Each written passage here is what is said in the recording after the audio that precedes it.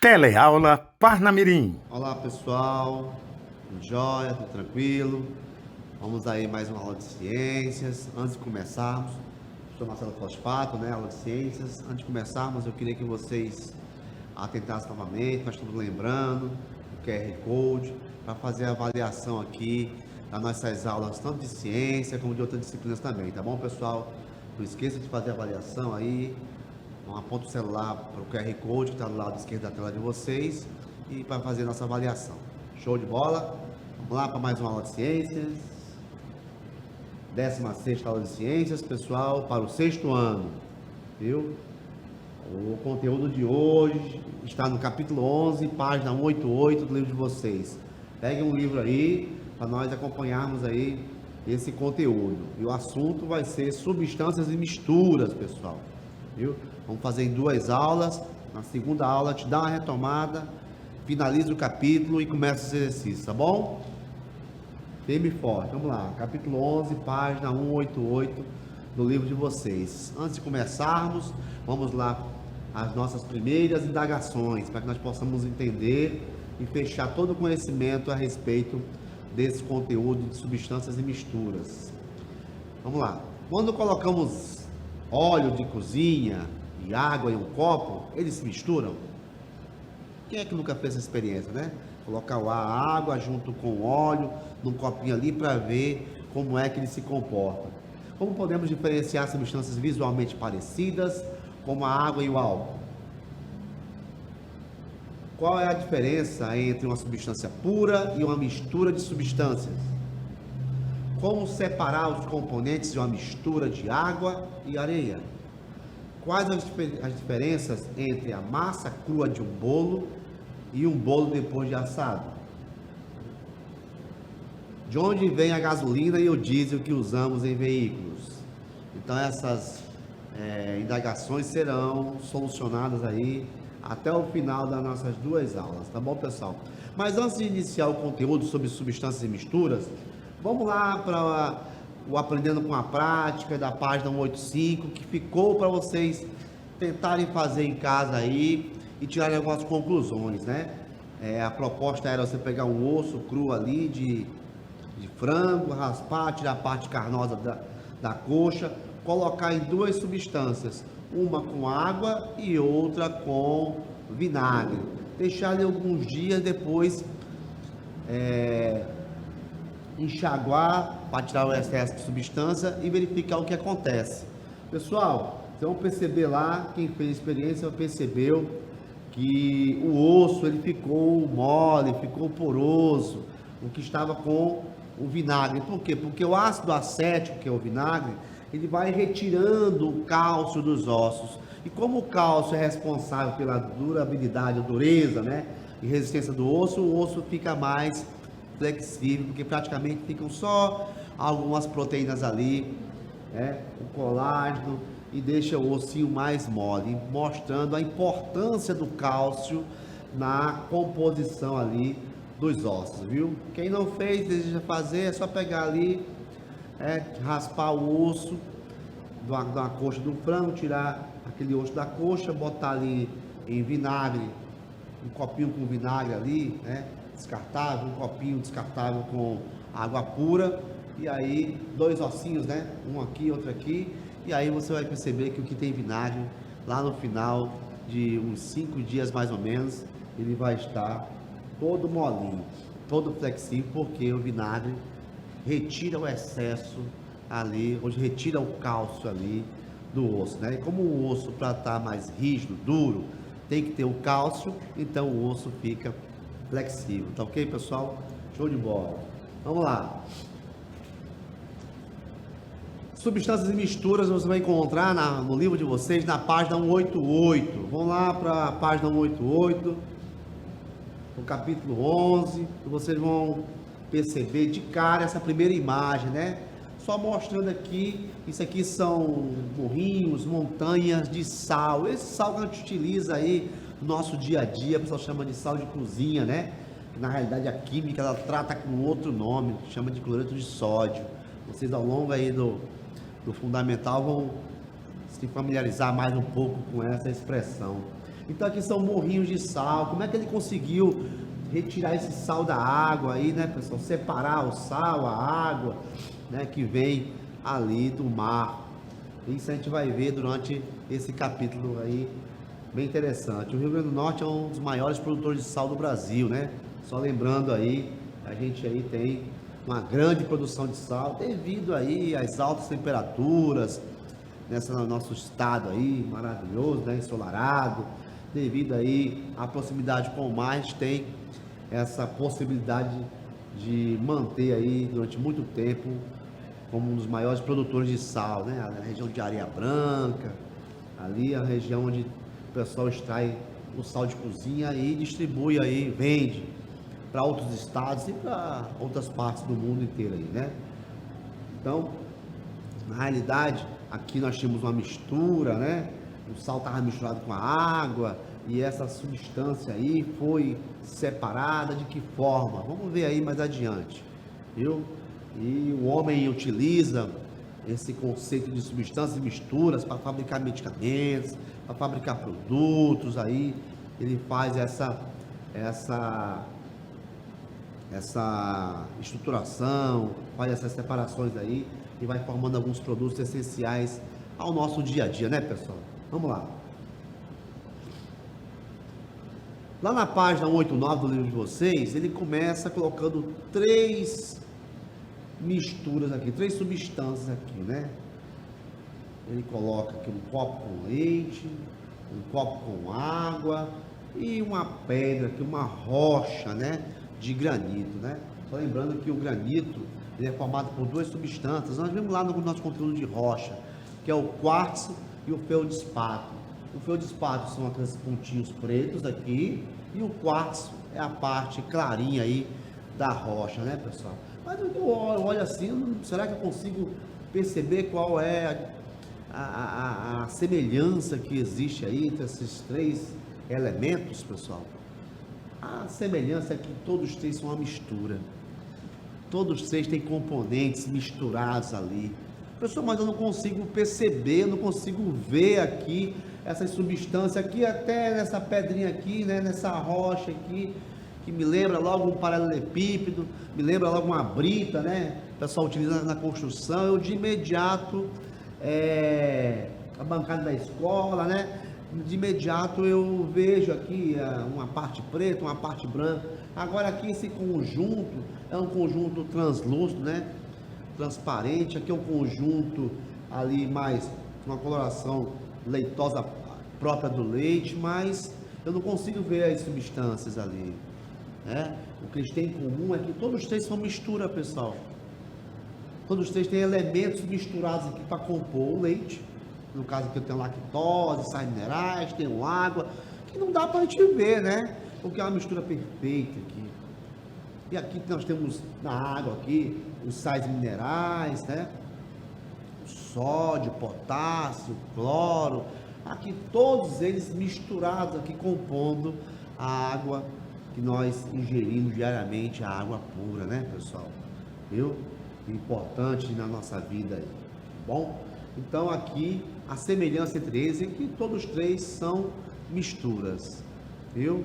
São misturas formadas por substâncias. É bem comum a gente encontrar misturas. As misturas no nosso dia a dia, no cotidiano, no meio ambiente, eles são bem recorrentes. É mais fácil você encontrar uma mistura do que uma substância pura. E qual a diferença, professor, entre mistura e substância pura? A mistura eu consigo enxergar, beleza, são coisas misturadas, vários elementos misturados aqui, como o exemplo que foi dado entre o granito aqui, a água e o copo com leite, né? Mas a substância pura eu não consigo enxergar, né? Não consigo perceber. O oxigênio medicinal, por exemplo, o pessoal utiliza na medicina para tratar pacientes, ele é uma substância pura. É muito difícil nós encontrarmos no meio ambiente uma substância pura, porque, por exemplo, as substâncias muitas vezes elas vão logo se misturando quando em contato com o meio ambiente. Mas o gás oxigênio, por exemplo, ele puro ali é uma substância pura. O O2, né, o gás de oxigênio, é uma substância pura. Embora o ar atmosférico seja uma mistura, né? Tá bom, pessoal? Nem toda mistura você vai ver, vai perceber, como no caso do granito, né? Algumas misturas, vamos ver lá na frente, são de um tipo, outras misturas são de outro tipo, mas no geral, misturas são uniões de várias substâncias, né? Duas ou mais substâncias. E as substâncias simples são substâncias, ou puras, né? São substâncias em que não tem outro elemento associado a ela. E o exemplo aí clássico para vocês é o gás oxigênio ali, todo separadinho ali, o gás medicinal. Nós temos também água destilada, ela também não é uma mistura, é uma substância pura, e assim por diante, tá bom, pessoal? Então aqui nós temos 3 misturas e que a gente vai tratar sobre esse assunto de mistura aí ao longo desse capítulo, tá bom, pessoal?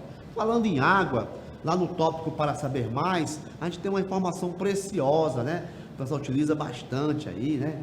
Fala em metros cúbicos. Ah, minha caixa tem 1000 litros, só tem tantos metros cúbicos. O que significa isso, pessoal? 1 metro cúbico é igual a 1000 litros. Então, se você tem representa assim, ó, metros cúbicos, M elevado à terceira aqui, você tem 1000 litros, L de litros de água. Show? Então, se você tem, e o que é um metro, o que seria realmente 1 metro cúbico? É como se você tivesse um cubo, um dado, pronto, de 1 metro de altura, 1 metro de largura, 1 metro de profundidade, tá bom? Ah, mas minha caixa d'água lá em casa, ela é arredondada. Sim, mas isso aqui é só equivalência, tá bom? Se a sua caixa de água lá tem 1000 litros, então ela tem o equivalente a 1 metro cúbico. Se tem 2000 litros, pessoal, 2000 litros, 2 metros cúbicos, né? Se tem 10.000 litros, então ela tem 10 metros cúbicos de água, tá bom? Tô lembrando aí que a água tem que ser preservada, hein, pessoal? Tem que ser preservada, viu? Porque a água pura, aí, se a gente mantiver esse nível de contaminação, ela cada vez mais vai diminuindo a quantidade, né? Então, vai ser mais fácil a gente encontrar água contaminada do que água pura. Então, cuidado aí com o trato com a água, viu, pessoal? Vamos lá.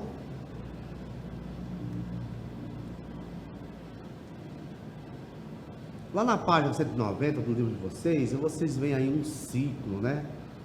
É muito fácil, geralmente a gente utiliza a água como uma explicação aqui nessas chamadas misturas, nessas substâncias, porque a água a gente convive diariamente mais com a água. A gente vê as mudanças de fase ali, o sólido do gelo, o líquido da água no meio ambiente, né? E o gasoso, quando a água começa a ferver, que vai evaporando, a gente tem essa aproximação maior com a água e a gente utiliza muitas vezes a água, né? Mas nesse conjunto, que a gente fala em água, nesse conjunto, não só a água, como toda outra matéria, ela vai modificando os seus estados físicos, né? Nós vimos lá nos capítulos anteriores que a água, ela possui 3 estados físicos, né? É o sólido, o líquido e o gasoso, viu? O estado físico sólido é aquele mais agregado, o líquido é o intermediário, menos agregado, e o gasoso, onde as moléculas estão agitadíssimas, né?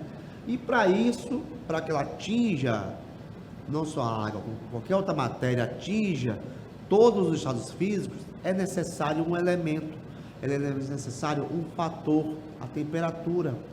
Você veja que você, ao tratar a água ali, ao querer desejar que a água esteja no estado físico sólido, ou líquido, ou gasoso, a primeira preocupação sua é com a temperatura. Se eu quero transformar esta água aqui do estado físico líquido para o estado físico sólido, eu vou procurar resfriá-la, vou procurar diminuir a temperatura dela para que ela possa ficar no estado solidificado. E aí, pessoal, a gente percebe que nesse conjunto você vai vendo esse ciclo aqui tem um ciclo da água, né? onde aqui eu tenho um corpo d'água, uma lagoa, um rio provavelmente aqui, onde pelo impacto da radiação solar, ele vai aquecendo e a água, parte dela vai evaporando. Não somente a água que está no riozinho ali, né? Mas também a água que está compondo aqui os vegetais, a chamada evapotranspiração. Então esse conjunto vai se elevando, formam as nuvens aí, essas nuvens se condensam, e ali, se essa nuvem ao se condensar, se precipita, cai em forma de chuva aqui. Se cair em um local onde tem a temperatura muito baixa, ela vai logo se convertendo no estado físico dela, passa de líquido para sólido, né? E aí as geleiras podem se derreter, podem derretendo essas regiões mais sólidas, né? Formando corpos d'água que podem infiltrar no solo ali, ou podem seguir superficialmente e formar novamente os rios superficiais, os rios subterrâneos aí, muitas vezes de onde o homem extrai a água que consome diariamente, tá bom, pessoal? Então, esses fenômenos da evaporação, da condensação, da solidificação, da fusão, que é a transformação do sólido para o líquido, eles são conjuntos, são estados em que os corpos líquidos vão se transformando aí nos seus estados físicos, né? Tá bom? Então, perdoe. Passar aqui. Pronto. E aí você tem, pessoal, o que o pessoal chama de, nós já falamos aqui, nos dois pontos, né? O ponto de fusão e o ponto de ebulição, né? Eu vou chamar aqui, vou botar aqui um S de sólido no quadro, um L de líquido e o G de gasoso. O que é o ponto de fusão? O que é o ponto de ebulição? Pontos são momentos, são temperaturas, né? São instantes, né? Em que ocorre alguma coisa. Ali está no ponto, né? Nós temos dois pontos aqui, né? Que é o ponto de fusão, que eu vou chamar de PF, tá ok, pessoal? Ponto de fusão, vou chamar de PF. E o ponto de ebulição, que eu vou chamar de PE, ponto de ebulição. O ponto de fusão e ponto de ebulição, pessoal, são propriedades específicas da matéria. Nem toda matéria, ou melhor, a maioria das matérias tem pontos de fusão e pontos de ebulição diferentes. Por exemplo, o ponto de fusão da água é de 0 graus Celsius. E o ponto de ebulição dessa mesma água é de 100 graus Celsius. E se eu estiver fazendo essa aferição, essa medição, a nível do mar, né? Há uma atmosfera ali, viu? Que é a pressão ali, onde praticamente a pressão está bem baixa mesmo, tá bom? A nível do mar, a pressão de uma atmosfera, a água a 0 graus Celsius, ela tem o seu ponto de fusão, e a 100 graus Celsius tem o seu ponto de ebulição. E o que é um ponto de fusão e ponto de ebulição? É um meio termo, é o momento em que a água está passando, a matéria, aqui vou usar a água como exemplo, a matéria está passando do sólido para o líquido, ou está voltando do líquido para o sólido. É o momento em que a pedrinha de gelo ali, ó, está derretendo, ou o momento em que a aguinha ali, ó, está se solidificando, tá bom? E o ponto de ebulição, pessoal, é o momento em que eu estou passando do estado físico líquido para o gasoso, ou estou voltando do gasoso para o estado físico líquido. É quando essa água está fervendo ali, o vaporzinho está indo embora. Ou então, pessoal, quando o vapor está batendo em uma região mais fria e está virando líquido novamente. Quem nunca brincou com o espelhinho, né?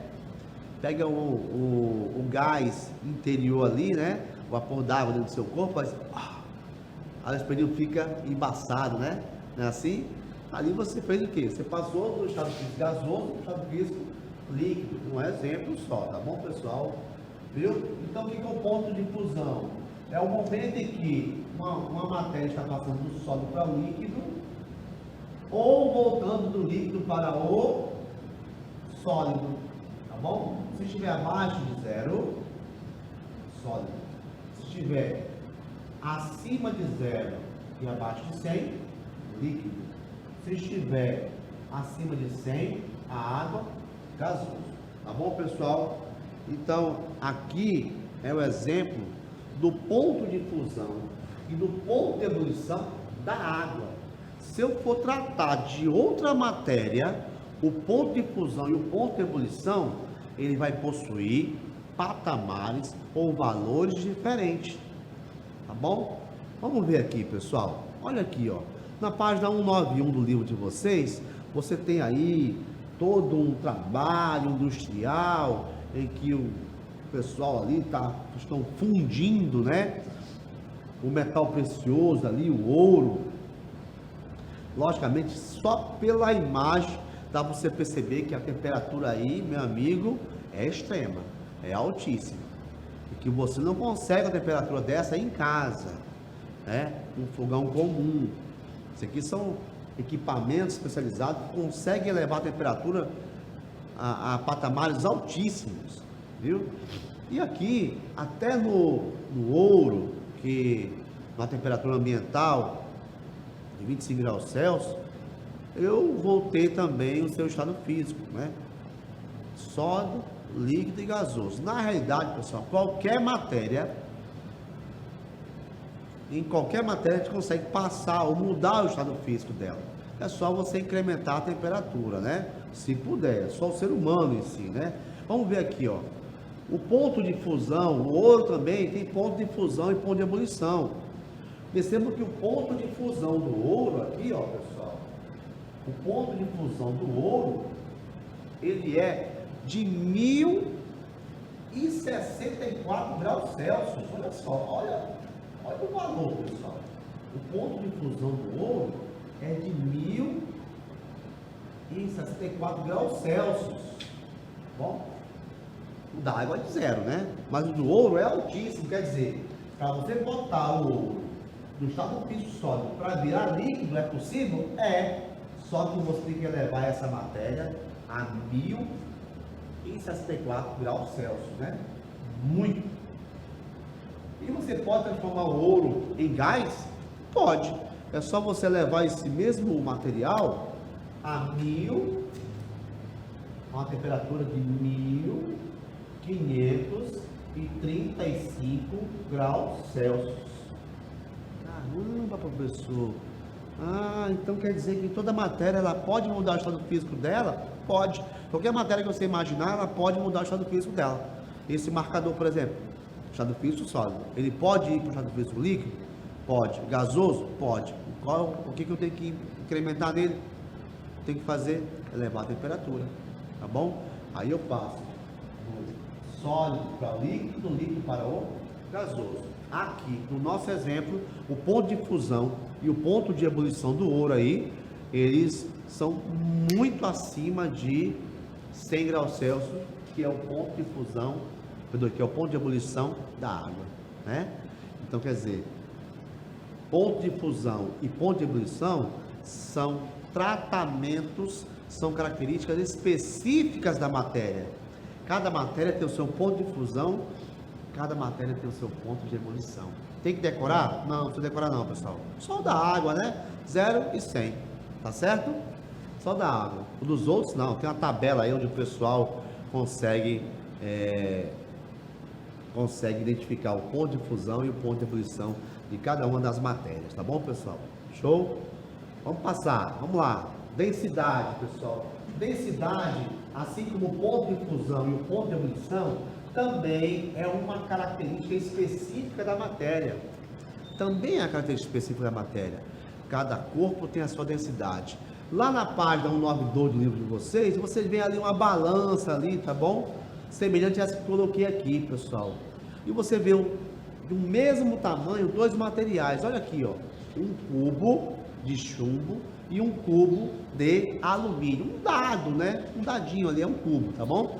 De chumbo, feito de material chumbo, feito de material alumínio. Aqui, olha aqui, ó. Tá bom? Olha aqui, ó. Poxa, mas se estão do mesmo tamanho, estão do mesmo tamanho, como é que consegue do mesmo tamanho? Aqui como é que eu vejo, percebo que o chumbo pesa mais, né? A balança aqui, mesmo tamanho, ele está mais pesado e aqui está mais leve, pessoal, por conta do fator densidade, né?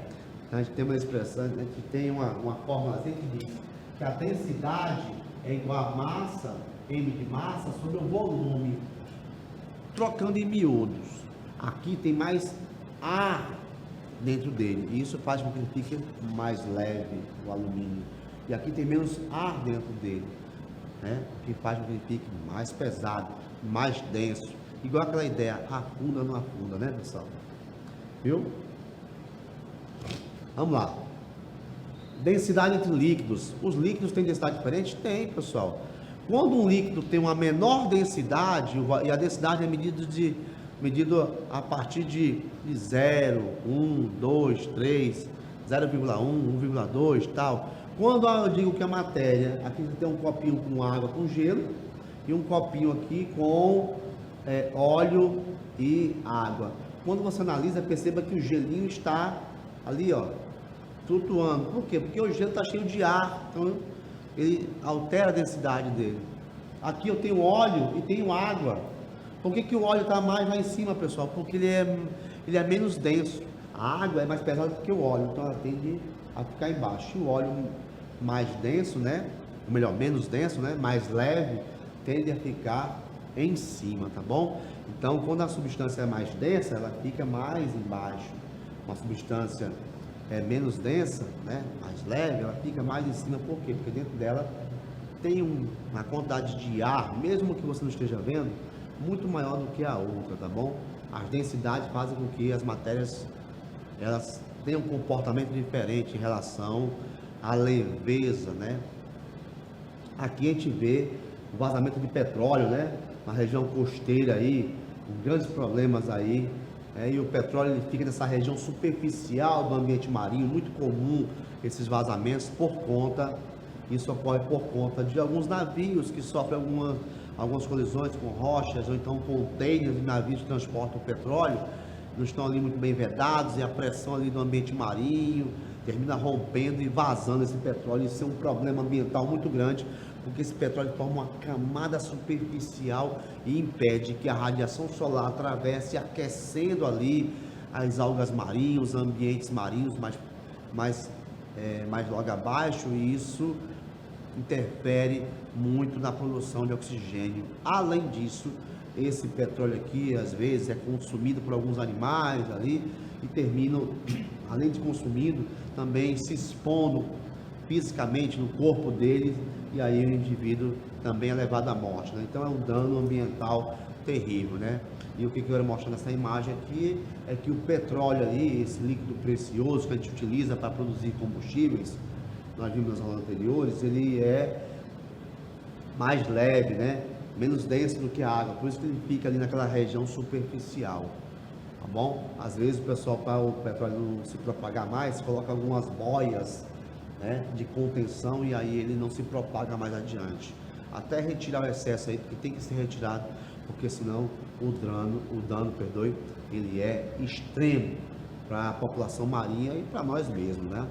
A ciência e tecnologia, no tópico ciência e tecnologia, vocês vão ver lá na página 193 a informação sobre combustíveis adulterados, né? Às vezes o cara vai abastecer no posto ali e o cara colocou mais água na gasolina, mais água no álcool, mudou a composição mínima permitida ali, né? E aí termina lá na frente provocando um dano no veículo, né? Isso aí é uma maneira fraudulenta de comercializar. Isso aí é proibido por lei, mas alguns marcadores, alguns densímetros são colocados. Por quê? Porque o álcool, por exemplo, ele tem uma composição de água nele, só que composição mínima de água, adequada para o funcionamento do motor. Se o cara coloca mais água ali no álcool, termina ele fazendo o motor trabalhar de forma errada e danificar o motor aí do veículo. Então, vocês podem perceber, que você for no posto de combustível, tem um equipamentozinho, densímetro, que ele fica ali, ó, mostrando se realmente aquele combustível está com a sua densidade normal, porque essa mistura de água e álcool ali, ela ocorre mais, tem que ser em patamares indicados pelo Inmetro, porque senão termina ali, se o cara colocar mais água no combustível, termina adulterando o combustível, tá bom? E esse equipamento ele mostra que a densidade tem que ser aquela ali, o limitezinho ali, porque senão o combustível vai estar adulterado, tá bom, pessoal? Aqui nós temos o conceito de misturas homogêneas e misturas heterogêneas. A mistura homogênea, pessoal, você identifica as fases de separação. Você olha para cá, para essa substância, você identifica que a areia ou que a terra está aqui embaixo, né? E mesmo aqui misturado, você identifica que a água está mais acima. Toda vez que eu olho para uma mistura heterogênea, eu identifico fases de separação. Se lembre lá do óleo, da água, você sabe onde é que está o óleo, sabe onde é que está a água. A mistura ela é heterogênea, tá ok? Agora, quando você não identifica, por exemplo, o sangue humano, é uma mistura? Que possui vários elementos, mas a mistura é homogênea. Você não sabe onde é que está a proteína, você não sabe onde é que está a gordura, você não sabe onde é que está a água. Parece ser um conjunto único, pessoal, tá bom? Mistura homogênea, você não identifica onde está um, onde está outro, parece uma coisa só, tá bom? Por exemplo, água com álcool. Na mistura heterogênea, você sabe onde está um, onde está o outro, pelo menos, tá bom? A gente vai falar mais ela sobre na próxima aula, viu? Soluto e solvente, pessoal. O conceito de soluto e solvente vem da seguinte forma: o solvente é aquele que dilui. Por exemplo, se eu tenho um copo com água e açúcar, quem é o soluto? É o açúcar. Quem é o solvente? Quem está diluindo o açúcar? A água. Tá bom? Lá em química vocês vão ver outros conceitos de soluto e solvente, mas por enquanto, tá bom? Vamos deixar nesse aqui. Solvente é o que dissolve. Soluto é o que é dissolvido, tá bom? Aqui eu tenho um copinho com solvente, com água. Aqui eu tenho um soluto, o material vai ser dissolvido. Olha aqui, ele foi dissolvido aqui, né? E aí eu tenho uma solução. Então, se você tem a água, que é o solvente, o soluto, que é o açúcar, quando você mistura ali, você tem uma solução aquosa. Por quê? Porque o solvente é a água. Toda vez que o solvente for a água, eu tenho uma solução aquosa.